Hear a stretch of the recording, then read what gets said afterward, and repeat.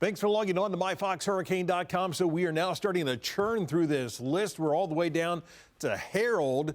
Harold, by the way, just made landfall across Padre Island, Texas, with winds of 50 miles an hour. That happened at 9:50 Central Time. But still, we're watching many areas across the tropics. We've got Harold, of course. We have Franklin. We've got the remnants of the Gert, and that's actually the remnants of Emily, which doesn't look like that will reform. And then we also have another invest, which we are also watching further out into the Atlantic. But let's go ahead and focus in on Harold. It made landfall just a little while ago with winds of 50 miles an hour.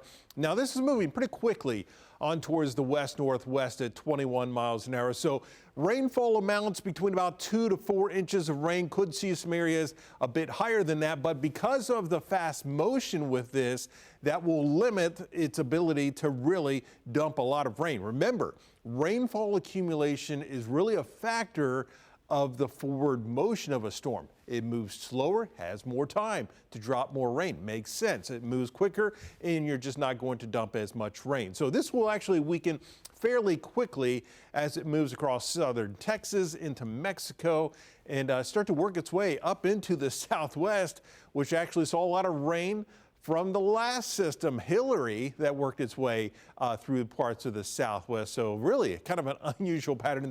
They just continue to get a lot of tropical weather moving in that direction. There you see some of these rainfall amounts where most areas between that 2 to 4 inches of rain. We could see some areas a bit higher than that, just kind of those localized areas as we go through the next couple of days. Now we're also watching Tropical Storm Franklin, and you see these big bursts of convection and then they go away. A lot of that kind of displaced from the center, but there's that one little core that we are seeing some of that convection just staying right in that area. Now, Hurricane Reconnaissance Plane, they are scheduled to fly out to this later on this afternoon because there's still a lot of uncertainty of the overall structure of this storm. It's not a well-defined system at this point. It does look like over the next couple of days, it will continue to struggle at least somewhat. It is dealing with some wind shear, and it's not really until it gets up into the Atlantic that it looks like that wind shear will start to decrease over this system, which will allow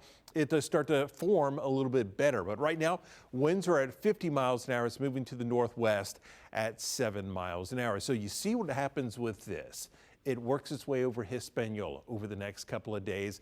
That's where you're going to have to really watch this very closely, that the possibility of some extremely heavy rainfall amounts causing some flash flooding.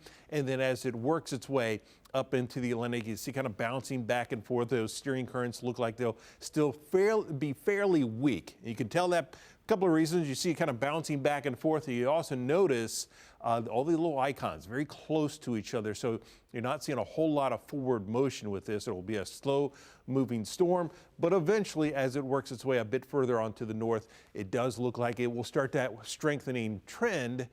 We could be talking about a hurricane as we head into the latter part of the weekend and into next week with this system. But look at some of the rainfall amounts over Hispaniola, especially over Haiti, where we're looking at somewhere between about 10 to 12 up to about 15 inches of rain is possible as this works its way over the island nation. So I want to show you this on the Fox model. Pretty interesting.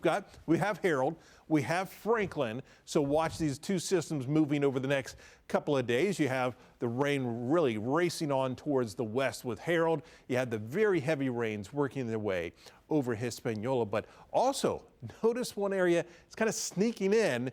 You may not catch it at first, but right down here, you see all this convection south of Central America. Watch what happens. Works its way right over Central America. Now, the Fox model and the European model are picking up on this. Fox model has been picking up on this for a couple of days. So this is something we're going to continue to watch to see if it pans out as we head through the weekend, heading into next week, because you see what happens, moves over to the Yucatan and kind of back and forth on this.